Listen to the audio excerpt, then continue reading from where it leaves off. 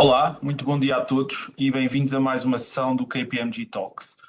Começamos estas sessões após o verão com um tema que obviamente é muito crítico para toda a sociedade e que tem vindo cada vez mais a atingir o topo de todas as conversas e discussões que têm aparecido sobre aquilo que os CEOs e os responsáveis pela gestão e pela fiscalização das empresas têm como preocupação, mas também algo bastante mais extenso que toca todas as áreas da nossa sociedade. Falo, obviamente, da cibersegurança e neste que é o mês europeu da cibersegurança, a KPMG está a desenvolver um conjunto de iniciativas, quer com a comunidade de negócios, mas também com as escolas e vamos falar um pouco mais à frente sobre isso e daí um momento importante que quisemos marcar com esta Talks.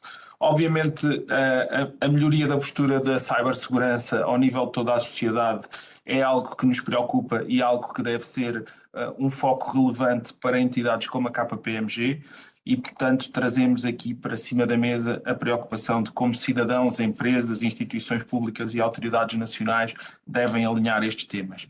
E para isso, nada melhor do que contarmos com o engenheiro Lino Santos, coordenador do Centro Nacional de Cibersegurança, para falar com o nosso colega Sérgio Martins, sócio da área da Advisory, também especializado nestes temas de cibersegurança, e que nos próximos 40 a 45 minutos vão falar um pouco connosco sobre as tendências de evolução dos incidentes de cibersegurança em Portugal, sobre os possíveis impactos da regulação que está neste momento a emergir sobre cibersegurança, sobre um tema que é relevante para a cibersegurança como para muitas outras áreas, que é o talento e a capacidade ou não que temos de atrair talento e depois, obviamente, os desafios da cibersegurança para o futuro.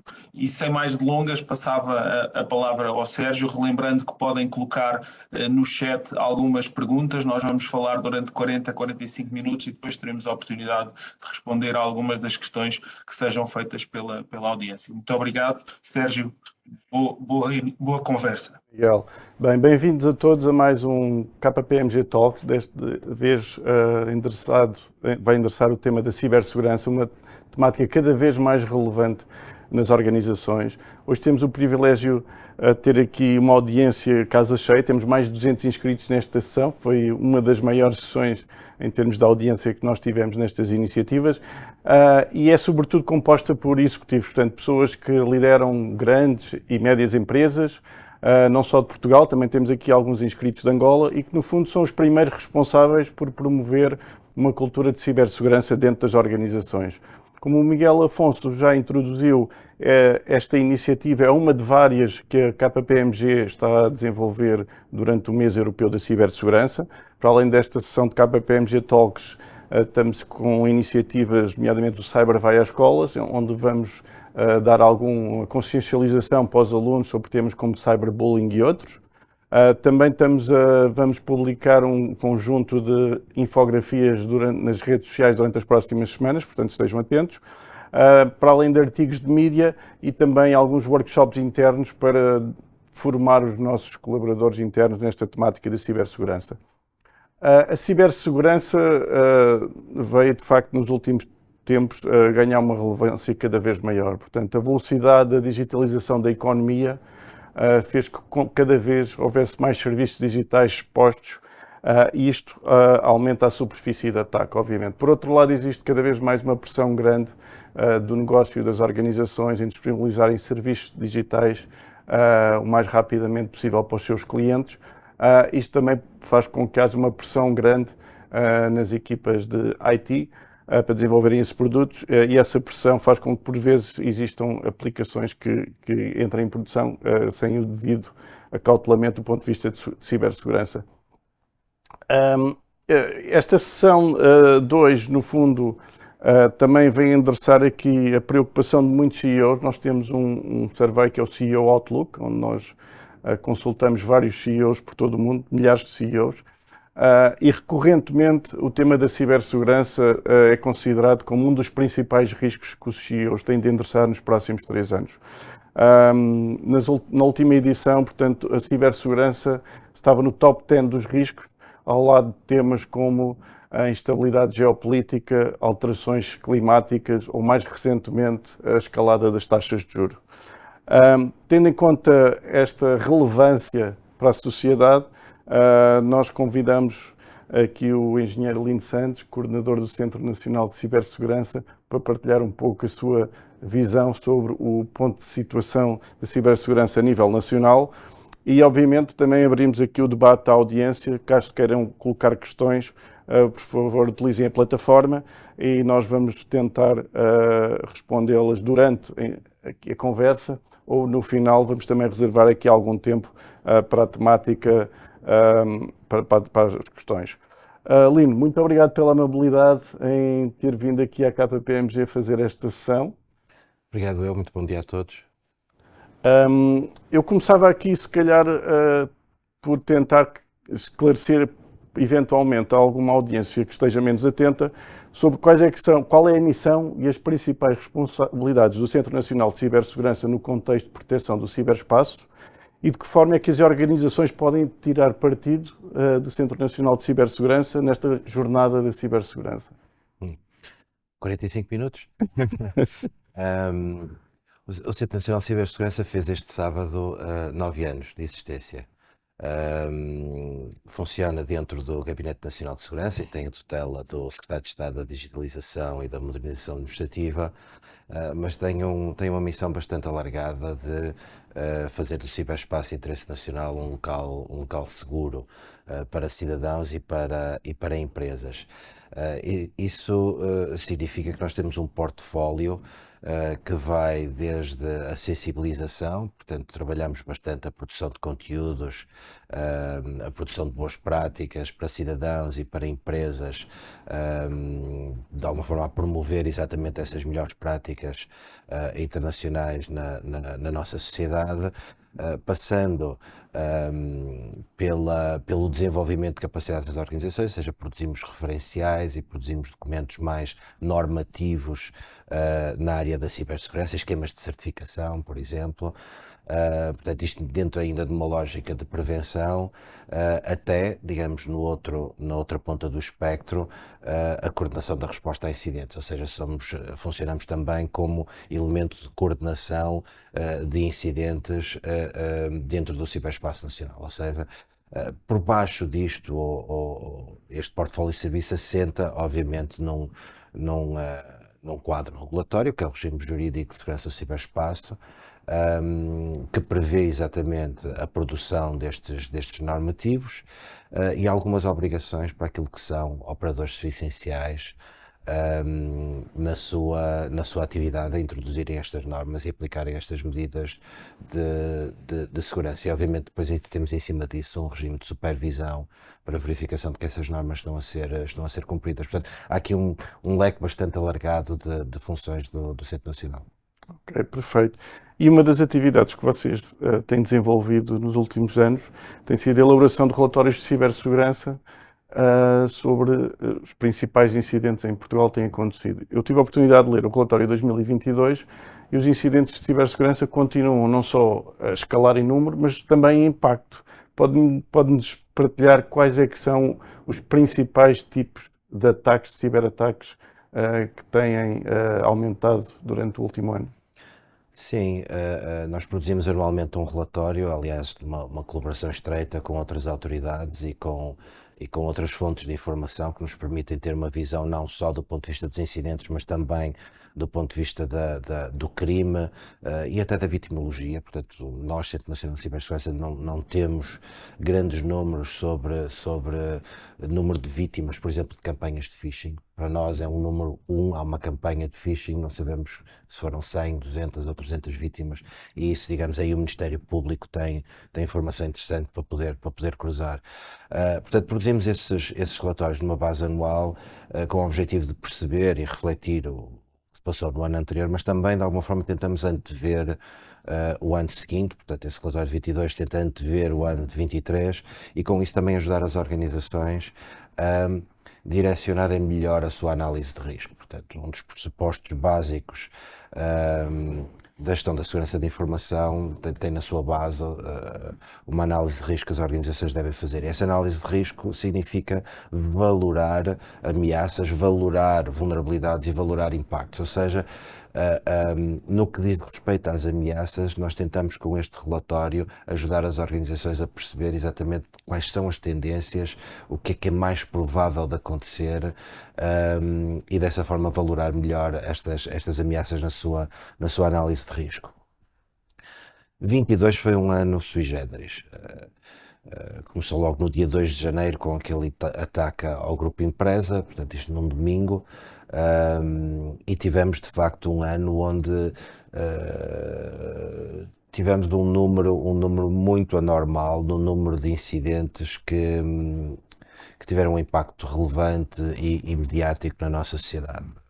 A empresa foi primeiro, tivemos o Grupo Germano de Sousa, a SONAI, a TAP, Forças Armadas, portanto tivemos um conjunto de ataques com um impacto bastante relevante. Isso foi, digamos, uma nota e uma diferença relativamente aos anos anteriores. O crescimento no número de incidentes em si não foi tão pronunciado como tinha sido nos anos anteriores, ou seja, nós desde que produzimos estes relatórios temos observado um crescimento na ordem dos 30% do número de incidentes a cada ano que passa.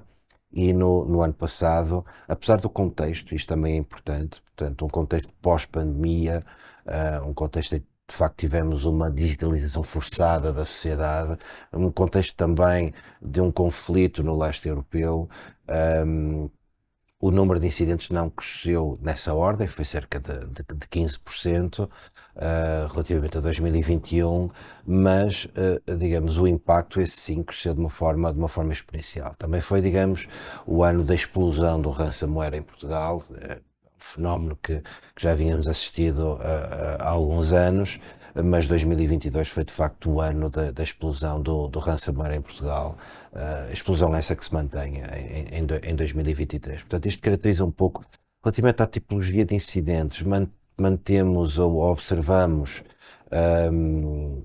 uma tendência de estabilidade naquilo que são os ataques de phishing, os ataques de engenharia social, de uma forma geral, portanto, mais de 50% continuam a ser ataques desse tipo. Portanto, há aqui uma exploração do fator humano e eu acho que isso é importante realçar, que, digamos, é uma área que precisamos todos trabalhar e o Mês Europeu da Cibersegurança tem precisamente esse objetivo de sensibilizar, de alertar e de criar esta cultura coletiva de cibersegurança. E depois temos um crescimento do ransomware. Portanto, são essas as duas tendências mais fortes. Uma estabilidade em números elevados do que são os ataques de phishing ou de engenharia social e um crescimento do ransomware e do impacto que esse ransomware tem na nossa sociedade. Ok. Portanto, então, na perspectiva de cibercrime, os grupos organizados com objetivo de retorno financeiro são os principais atores no nosso panorama nacional, portanto. Sim, em número, sim.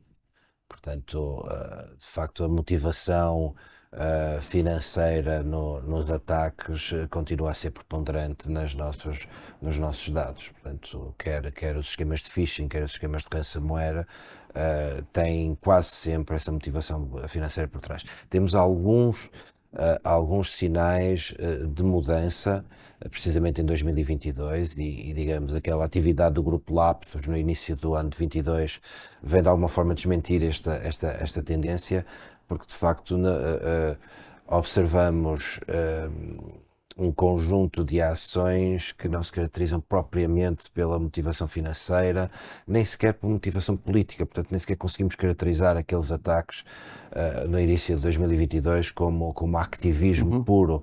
A melhor classificação que conseguimos encontrar para aquilo foi cibervandalismo, portanto foi de facto uma violência, entre aspas, gratuita, com destruição, sem qualquer aparente propósito. Temos também, e isso também é relevante, uma diluição da fronteira, aquilo que são que é o crime com motivação financeira, e as motivações, digamos, estratégicas, ou aquilo que são os ataques, digamos, suportados ou atribuídos a Estados. E o contexto da guerra no leste europeu veio de alguma forma diluir esta fronteira. A utilização de plataformas de cybercrime as a service por parte de milícias pró-russas tem sido observado com alguma preponderância por toda a Europa, menos em Portugal. Mas, sei lá, por exemplo, no leste europeu, na Polónia, na Estónia, na Lituânia, houve um incremento de ordem de 30% no número de incidentes com origem, ou melhor, motivados por este conflito no leste europeu, e parte deles são ataques de negação de serviço recorrendo a plataformas de ransomware as a service. Portanto, há aqui uma diluição entre as duas lógicas de atuação que é perigosa. Ok.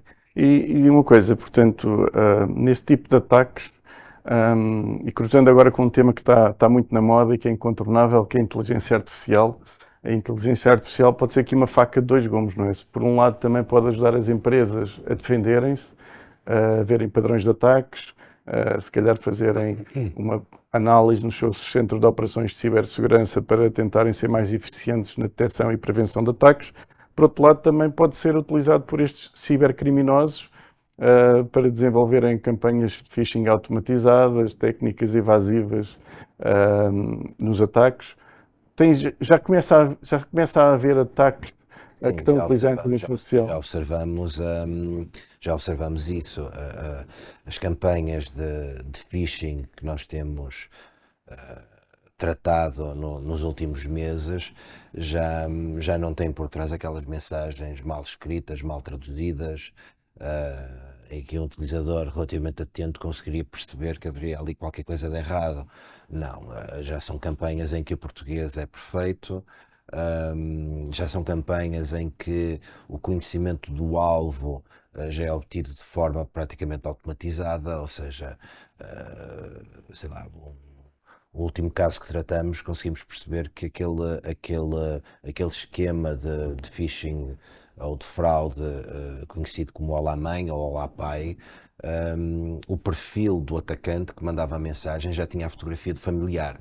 Portanto, de alguma forma aquilo já era introduzido como elemento de credibilização do esquema. Portanto, sim, já observamos a utilização de ferramentas de inteligência artificial para dar credibilidade ao esquema de fraude, sim. Ok. E o que é que pode recomendar à nossa audiência para se proteger deste tipo de ataques mais sofisticados? Onde é que eles podem investir, seja em pessoas, seja em tecnologia, para se prevenirem deste ataque, sabendo que ninguém está 100% seguro? Devemos ter em conta que este tipo de ataques tem quase sempre dois objetivos. Um é o ganho financeiro e, portanto, neste caso, aquilo que nós sugerimos é que haja sempre uma verificação offline ou em canal paralelo da veracidade daquela transação ou daquela comunicação. Ou seja, se eu recebo uma mensagem aparentemente do meu filho a me pedir 120 euros ou 300 euros para comprar um telemóvel, utilizar um outro canal e telefonar ao meu filho e perguntar: tu queres mesmo os 300 euros para comprar o telemóvel, o que é que se passa, e não fazer transferência imediatamente. Portanto, fazer uma verificação. E isto aplica-se igualmente às empresas. Portanto, nós também tivemos um conjunto importante de vítimas de esquemas de CEO fraud, que são aqueles esquemas em que há uma mensagem para o responsável financeiro a pedir para alterar o número de uma conta bancária de um fornecedor, ou a pedir imediatamente uma transferência bancária, digamos, assumindo ou personificando o dirigente da organização, que tem poder para mandar fazer esse pagamento. Também aqui as empresas devem ter processos que garantam uma verificação, digamos, um novos fora novo, não é?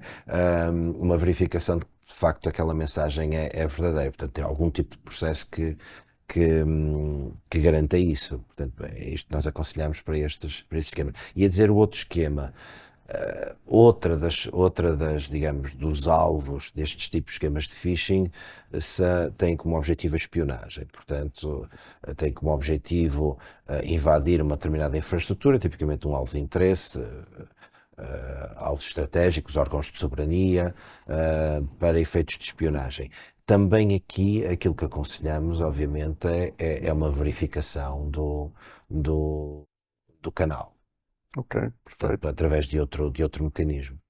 Ok. Agora mudando aqui de tema e passando um bocadinho para outro tema também relevante, que é a regulamentação, que tem sido, eu diria, um grande driver da evolução da maturidade de cibersegurança em alguns mercados. Eu recordo que quando foi o 11 de setembro, por questões de terrorismo, surgiu muita regulamentação nos Estados Unidos e fez com que os Estados Unidos, de facto, nessa altura, fossem talvez o pioneiro em termos de segurança cibernética. Nós na Europa também temos tido alguma atividade nesse aspecto, portanto existiu diretivas europeias que depois foram transpostas a nível nacional e depois nasceu o quadro de referência para a cibersegurança. E o engenheiro Lino Santos também já mencionou que já estão numa fase até de supervisão, portanto, desses regulamentos, inclusive já há inspeções, já li numa entrevista sua que inclusive já existem contraordenações. Qual é que é o nível de adoção neste momento deste quadro, sabendo nós que também só se aplica a operadores de serviços essenciais de forma obrigatória, não é? Qual é que é o nível de adoção e que trabalho é que ainda existe para ser feito para as empresas atingirem um nível de maturidade aceitável? Sim.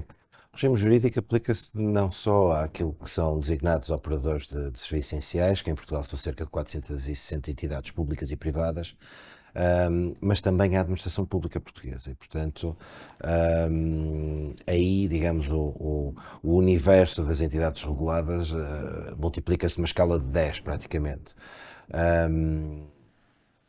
Aquilo que nós temos vindo a fazer, digamos, aquilo que preconizamos no nosso regime jurídico e que, digamos, felizmente agora com a NIS 2 vem de alguma forma até mais vincado, é uma abordagem baseada no risco, ou seja, aquilo que nós construímos do ponto de vista de regulação não é, digamos, uma receita que seja igual para todas as organizações. Antes disso é criar um ciclo de gestão da segurança da informação que começa numa análise de risco e que depois, digamos, haja uma decisão ou um momento de decisão ou de tratamento do risco por parte dos responsáveis da organização, com um investimento que pode ser de alguma forma faseado na mitigação desses riscos. E para isso criamos o Quadro Nacional de Referência em Cibersegurança, que é um documento, digamos, é um compêndio de normas internacionais na área, portanto ele é fortemente inspirado no Cybersecurity Framework norte-americano, do National Institute for Standards and Technology, mas, digamos, vai beber também algumas coisas à ISO 27001 e ao COBIT, portanto, naquilo que diz respeito à governação da cibersegurança. Aliás, parênteses, o NIST está a rever este Cybersecurity Framework, em princípio será lançado em janeiro do próximo ano, exatamente para colmatar esta lacuna que na área da governance da cibersegurança que a versão atual tem. E, portanto, as organizações estão obrigadas, por este regime jurídico de segurança do ciberespaço, a implementar as medidas necessárias para colmatar os riscos identificados. E é por isso que, como eu referi há pouco, é importante que a análise de risco seja o melhor informada possível e é uma das coisas que nós estamos a tentar fazer com aquele relatório de riscos e conflitos que publicamos todos os anos e vamos melhorar. Aliás, estamos neste momento a produzir um relatório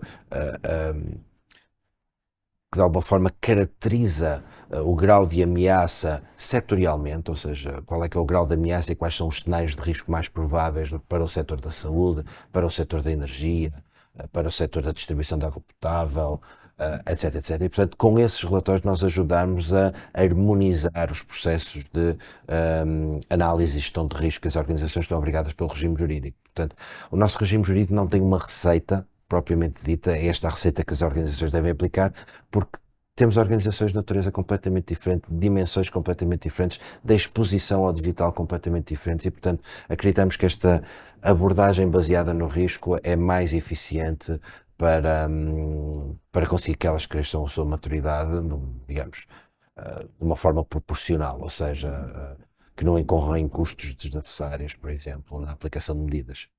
Uma análise custo-benefício quando fazem os investimentos de cibersegurança. Tocou num tema que tem a ver com a dimensão das empresas. Nós sabemos que o nosso tecido empresarial é composto essencialmente por PMEs e muitas das vezes estas PMEs estão inseridas na cadeia de valor de outras empresas maiores e às vezes operadores de serviços essenciais e às vezes instituições públicas como fornecedores, parceiros, etc. As PMEs têm aqui um desafio particular, não é? Porque têm recursos limitados, não têm capacidade para construir as suas equipas de cibersegurança internas, ou se têm, são muito limitadas. Portanto, agora com a transposição da NIS 2, que vai ser muito mais abrangente, não é? E vai tocar em empresas no tipo de dimensão, mais pequena. Como é que vê as PMEs a fazerem a sua estratégia de cibersegurança, tendo em conta os seus recursos limitados? Vão-se apoiar em parceiros terceiros para vos ajudar? Vão, se calhar, aceitar mais risco do que uma empresa de maior dimensão? Como é que vê? A nossa estratégia para as PMEs não passa pela regulação do regime jurídico. Sim, é verdade, a transposição da NIS 2 estima-se, alargar o número de entidades objeto de regulação num fator de 10, ou seja, quando tínhamos 460, muito provavelmente vamos ter alguns milhares de empresas reguladas, mas essas são essenciais e essas merecem uma atenção especial e têm, de alguma forma, para bem da sociedade, de cumprir um conjunto de requisitos. Agora, as PMEs são muito mais do que estes poucos milhares de organizações que são consideradas essenciais para a sociedade. Aí a nossa estratégia passa exatamente pela cadeia de fornecimento, como referiu. Nós estamos a trabalhar com as principais ou com as grandes empresas nacionais exatamente na cibersegurança da sua cadeia de fornecimento. Uma empresa como a Sonai, ou uma empresa como a Galp, ou uma empresa como a EDP, têm 2, 3 milhares de fornecedores. E já perceberam todos que a sua cibersegurança depende da exposição que têm aos seus fornecedores. Portanto, as interações que têm com os fornecedores são elas também um fator de risco para o próprio negócio. E, portanto, o que nós estamos a tentar desenhar é um modelo em que haja um processo de acreditação por terceiros, ou de certificação, se é o termo correto, por terceiros, de uma maturidade de cibersegurança mínima para poder ter aquele nível de exposição com um determinado fornecedor. Ou seja, de alguma forma, qual é que é o papel do centro aqui? Criar o esquema de certificação que possa ser usado e criar, digamos, o ambiente de certificação, o sistema de certificação, digamos, as entidades certificadoras, os auditores acreditados, para promover a certificação dessas pequenas e médias empresas, que depois é usado pelas grandes empresas que estão preocupadas com a sua cadeia de fornecimento e com o risco que comporta a sua cadeia de fornecimento para o seu próprio negócio. E acreditamos que este modelo vai, de alguma forma, despoletar um crescimento da maturidade destas organizações de pequena dimensão. Agora, como é que chegam a este patamar de maturidade as pequenas e médias empresas? O instrumento que nós temos aí é o selo de maturidade digital. Portanto, é uma norma portuguesa que foi por nós produzida e faz parte de uma norma do IPQ, e para o qual já existe um conjunto de entidades de certificação acreditadas pelo IPAC, que está estruturado em 3 níveis de maturidade, portanto, bronze, prata e ouro, onde nós tentamos de alguma forma desenhar um caminho que as organizações devem percorrer, e até tentamos que esse primeiro nível, o nível bronze, fosse relativamente fácil de atingir, ou seja, de alguma forma que qualquer empresa pudesse abraçar este desafio de começar a ter uma certificação de cibersegurança no nível mais baixo.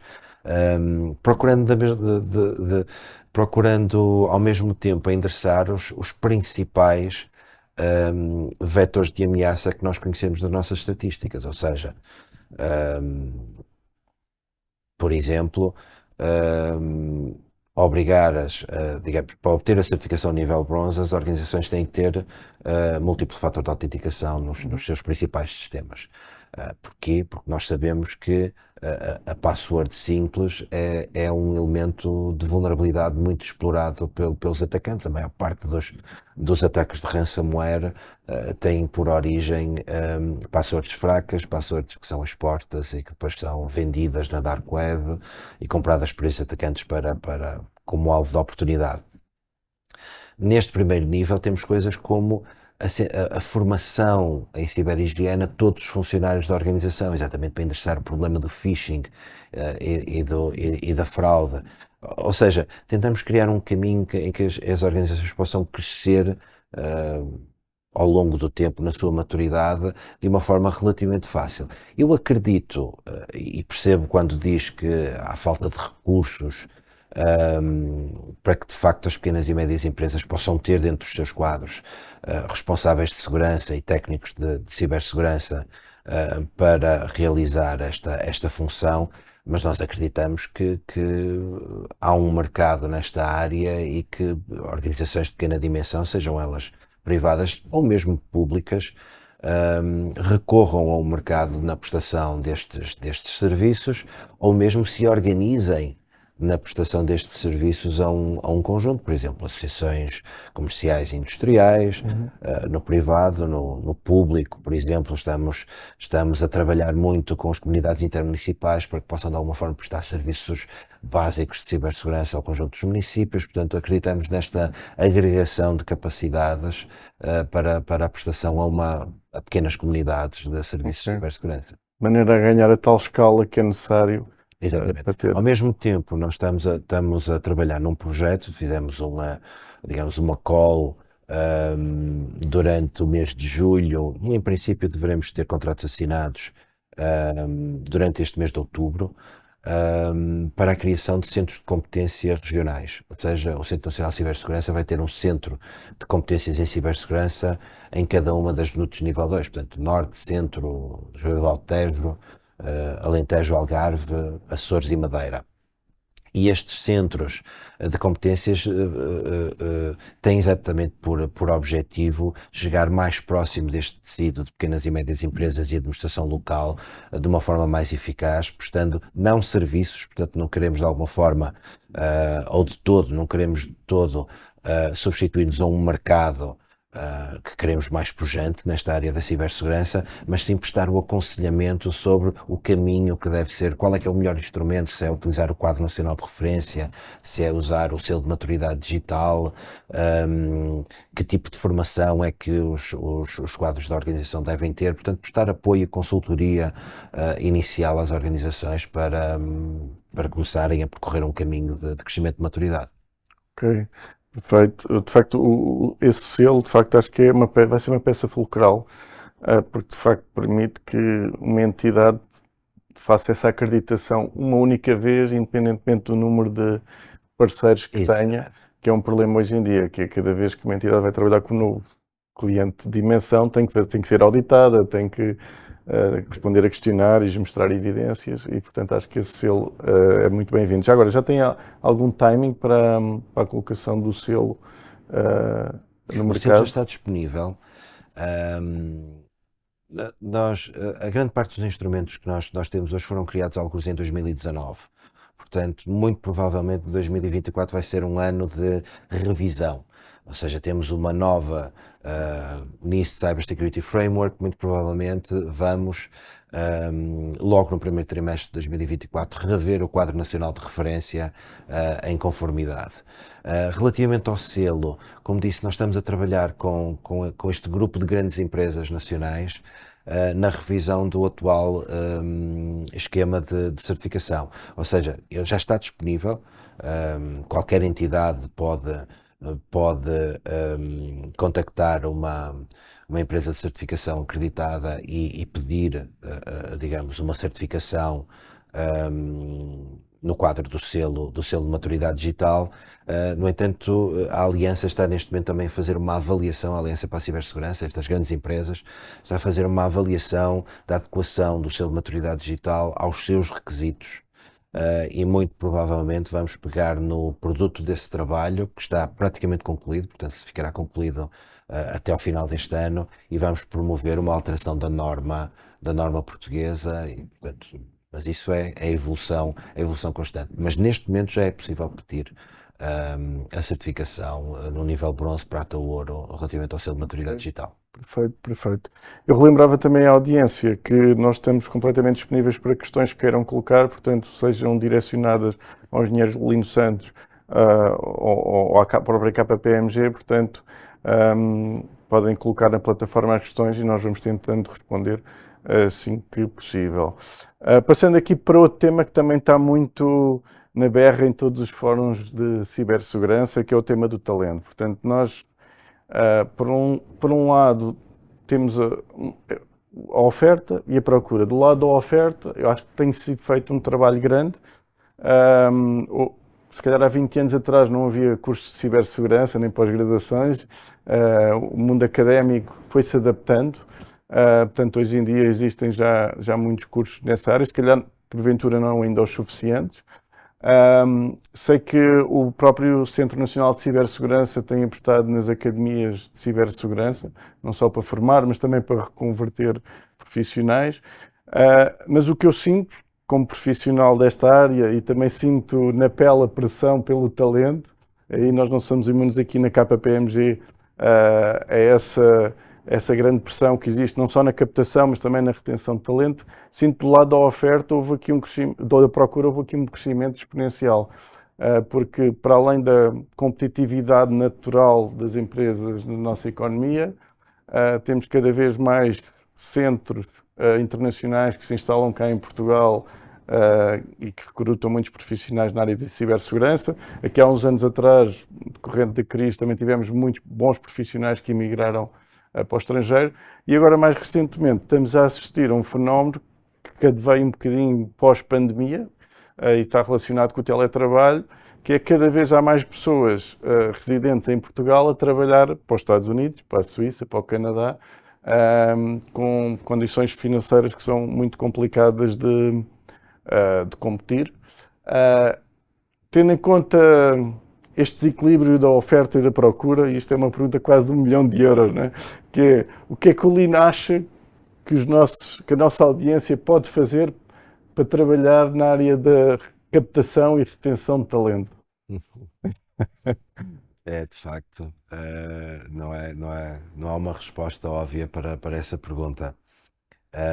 A nossa estratégia, bem, antes de mais, o facto de nós atrairmos centros de competências na área de cibersegurança de multinacionais e grandes empresas significa que temos esse talento. Significa que geramos esse talento nas nossas universidades, o que é um bom sinal. Agora, coloca-nos uma pressão muito grande, mas essa pressão é global, não é só nacional. Coloca-nos uma pressão muito grande no que diz respeito à retenção. Eu posso lhe dizer qual é que é a aposta que o Centro Nacional está a fazer no que diz respeito a esta formação. Portanto, aquilo que nós tentamos, ou a nossa abordagem, passa por assumir que as universidades portuguesas não têm o débito necessário para a demanda, para a procura de profissionais nesta área. E, portanto, a única hipótese que temos é a requalificação de profissionais de outras áreas. Por exemplo, eu próprio venho da área do networking, não me formei propriamente em cibersegurança. E para isso estamos de alguma forma a trabalhar em conjunto com todas as universidades e politécnicos portugueses na criação de pequenos cursos de formação que permitam esta requalificação paulatina de profissionais da informática e de outras áreas para o contexto da cibersegurança. E acreditamos que venha a ter sucesso, porque lá está, quer dizer, se temos a procura, obviamente vamos ter também o interesse dos próprios profissionais em se requalificarem nesta área onde existe uma grande procura. Portanto, essa é um bocadinho a aposta do Centro Nacional de Cibersegurança nesta área. Acho que é isto, não há muito mais a dizer sobre isto. Resposta do milhão de euros. De facto, um tema bastante complexo e difícil. Sim, sim. O desequilíbrio que existe entre a procura e a oferta, à semelhança de outras áreas, como na habitação, é de facto um problema difícil de resolução. E eu posso partilhar aqui um bocadinho também o caminho que nós temos feito aqui na KPMG, de facto, e temos cada vez mais aberto o espectro de contratações para os nossos quadros. Portanto, se antigamente em termos de cursos, aqui para a KPMG trabalhávamos mais com engenharias informáticas e esse tipo de cursos. Hoje em dia já temos pessoas das mais diversas áreas e o que temos depois é programas de formação intensiva e também formação do job, porque acho que é fundamental as pessoas trabalharem lado a lado com especialistas que já estão há muitos anos no mercado e que acelera de forma muito, muito rápida o conhecimento. E curiosamente tenho tido uma experiência muito positiva, porque o facto de ter estas equipas multidisciplinares, que às vezes vêm de áreas tão diversas como comunicação, ou recursos humanos, ou direito, faz com que as equipas sejam mais fortes, porque trazem pontos de vista, formas de trabalhar, que de facto abordam os problemas dos nossos clientes de maneira diferente. Nós temos a mesma abordagem, portanto, mesmo nas áreas mais técnicas, por exemplo, na resposta a incidentes, temos também pessoas da área jurídica, temos pessoas da área da criminologia, temos diferentes fontes de conhecimento e concordo, portanto, são formas de trabalhar diferentes e perspectivas sobre um problema tão diferentes que enriquecem, digamos, o conjunto. Ok.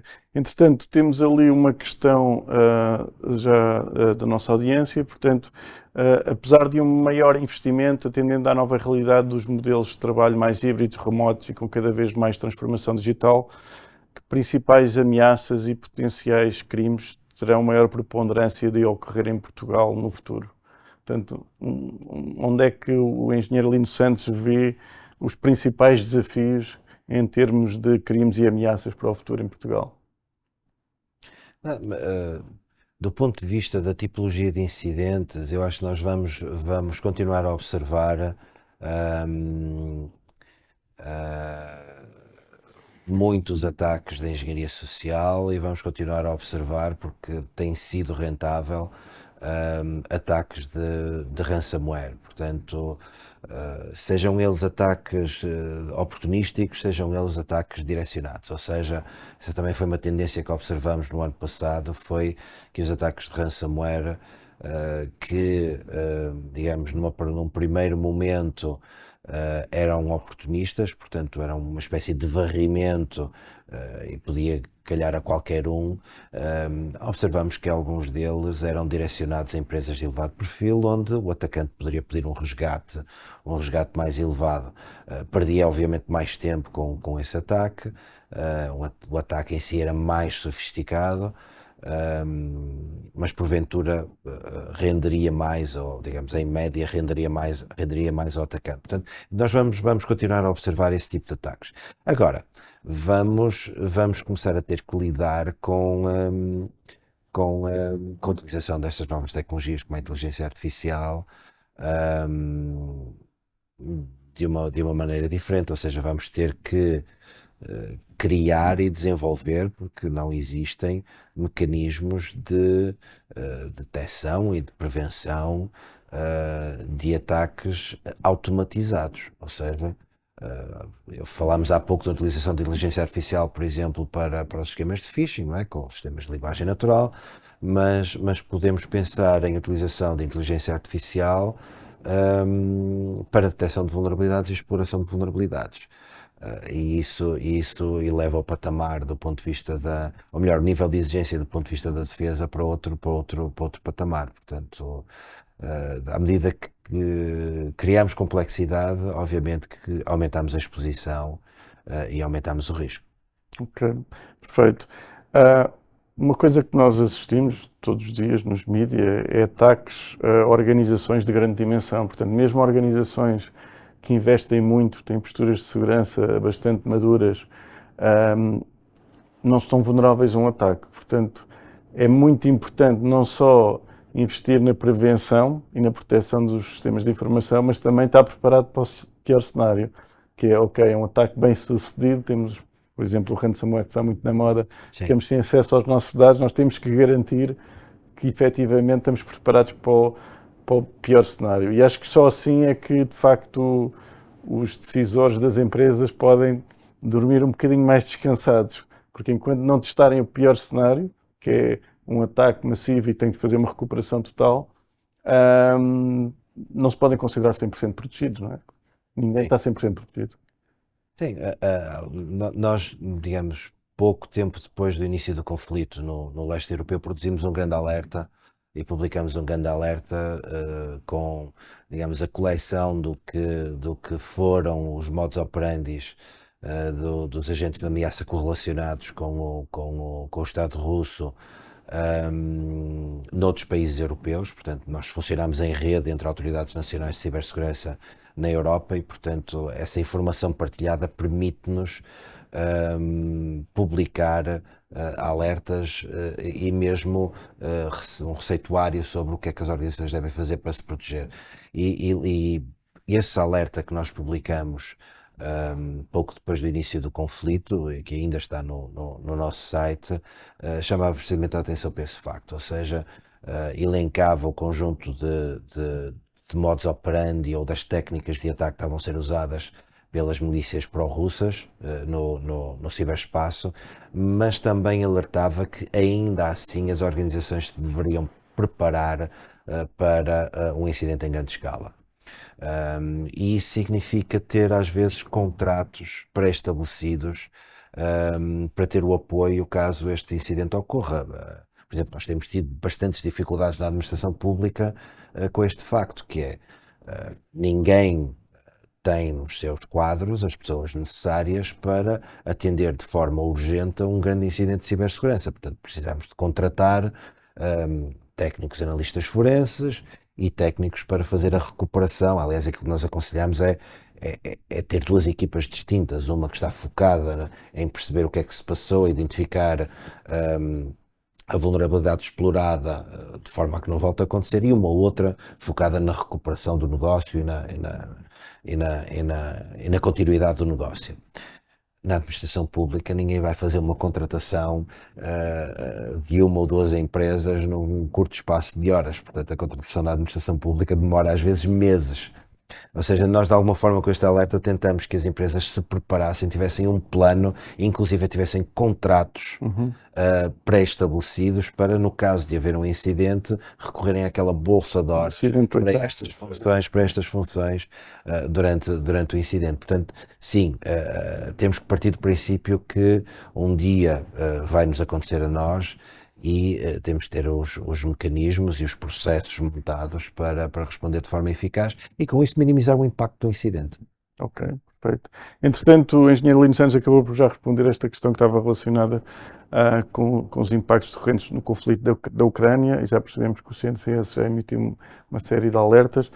Relativamente a um tema mais recente que tem a ver com o que está a acontecer em Israel, na faixa de Gaza, o Centro Nacional de Cibersegurança já antevê algum potencial impacto na sociedade e na área do ciberespaço? Todos estes eventos têm impacto naquilo que é a avaliação da ameaça, e isto numa base diária. Semana passada, por exemplo, tínhamos a expectativa do Zelensky visitar Portugal. Isso obviamente gerou alarme na nossa equipa que faz a avaliação da ameaça e obviamente estivemos bastante atentos a essa possibilidade que com certeza iria desencadear algum tipo de conflito também contra o nosso país, neste domínio. Este conflito em Israel, para já, não temos ainda qualquer tipo de informação que nos permita ou que justifique elevar o grau de alerta no país, mas obviamente reforçamos a vigilância e reforçamos a monitorização, digamos, entre os nossos pares nacionais e internacionais sobre a situação. Ok, vamos Isto para dizer que Às vezes a mínima coisa significa uma alteração. Dei este exemplo da potencial vinda do Zelensky a Portugal a semana passada. Por exemplo, teve um grau de alerta da nossa parte muito maior do que o conflito em Gaza neste momento, não é? Ok. Portanto, Portanto, às vezes a mínima coisa.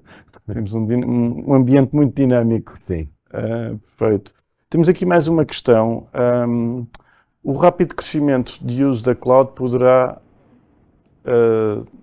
causar alguma diminuição nos ataques ou não vê grande impacto relativamente a esta massificação da adoção da cloud? É uma excelente questão. Cloud é um termo muito genérico e nós temos soluções de cloud designamos de Application as a Service, não é? Portanto, como a questão de colocar o nosso correio eletrónico na cloud, ou colocar este serviço e usar aplicações que estão nativamente na cloud. E relativamente a estas, para aquilo que é uma pequena e média empresa e mesmo grandes empresas, sim, há um ganho de segurança quando damos esse passo, porque partimos do princípio que lá está, a falta de recursos que temos de forma transversal não nos permite ter o grau de conhecimentos técnicos para securizar uma aplicação da mesma maneira que um serviço de cloud o possa fazer. O mesmo já não acontece quando pensamos em cloud na lógica de Platform as a Service ou Infrastructure as a Service. Aí aquilo que nós observamos e aquilo que de alguma forma nos preocupa é que a decisão de migração para este tipo de serviço na cloud significa uma desresponsabilização da organização relativamente à segurança do mesmo. Se nós olharmos para a necessidade de configuração e os requisitos de securização de uma infraestrutura do tipo Platform as a Service ou Infrastructure as a Service, ela ainda é exigente para o lado da organização que contrata o serviço. Ou seja, a migração para a cloud não significa, desculpem-me a expressão, que eu vou poder despedir o responsável de cibersegurança porque a empresa A ou a empresa B me vai tratar da segurança da minha infraestrutura. Não, bem pelo contrário. Requer uma grande atenção e grandes conhecimentos do lado dos técnicos da organização que subscrevem este tipo de serviço. Portanto, aqui não é linear que a migração para a cloud signifique de imediato uma melhoria da cibersegurança. Depende do tipo de serviço de cloud que estamos a utilizar. Mas pode ser, de facto, um veículo para as PMEs que não tem assim tantos... Naquilo que se chama Application as a Service, sem dúvida. Exatamente. Já. Para a cloud, como duplo fator de autenticação. Exato. Nós falamos aqui de ataques às vezes muito sofisticados e perpetrados por atores de crime organizado, bastante com inteligência artificial e outras técnicas avançadas, mas depois o que nós vimos nas estatísticas é que muitas das vezes a maior parte dos ataques acabam por explorar coisas muito básicas de falta de ciberhigiene ou consciencialização dos utilizadores, ou uma atualização que não foi feita de um patch, de uma aplicação que já saiu há um mês, mas não fizeram update. Recomendação tem para as organizações em termos de priorização dos seus investimentos, tendo em conta que ainda tem que ser feito muito na parte da ciberhigiene versus a outras áreas mais complexas e mais sofisticadas. O recurso a sistemas de patching e a atualização de software é um dos elementos fundamentais da cibersegurança. Aliás, faz parte do nível mais básico de certificado do selo de maturidade digital. Bronze. Do bronze, portanto, isso exatamente porque é um dos vetores, dos principais vetores de entrada dos atacantes, por exemplo, naquilo que é o Ransomware as a Service. Aquilo que eu aconselho às organizações é de facto a terem uma política de atualização dos seus equipamentos com due diligence, portanto com diligência, portanto nós observamos bastante a exploração ativa de vulnerabilidades que às vezes têm um ano de existência.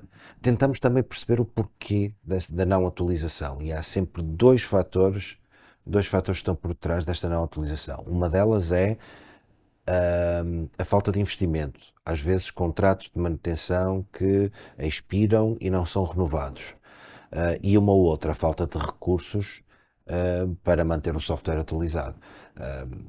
Digamos que a crescente digitalização significa que uma organização possa ter, às vezes, uma pequena e média empresa possa ter dezenas de aplicações distintas. Portanto, são dezenas de aplicações para a qual todos os dias nós temos que perceber se há uma nova vulnerabilidade e se é preciso aplicar um patch. Portanto, isto requer também recursos humanos. São sempre estas duas razões pelo qual as entidades não aplicam os seus patches. Agora, o centro está a criar toda uma linha de produto para esta área. Ou seja, acreditamos que a prevenção naquilo que é a gestão de vulnerabilidades por parte das organizações é essencial para prevenir e vir a ter menos incidentes no futuro.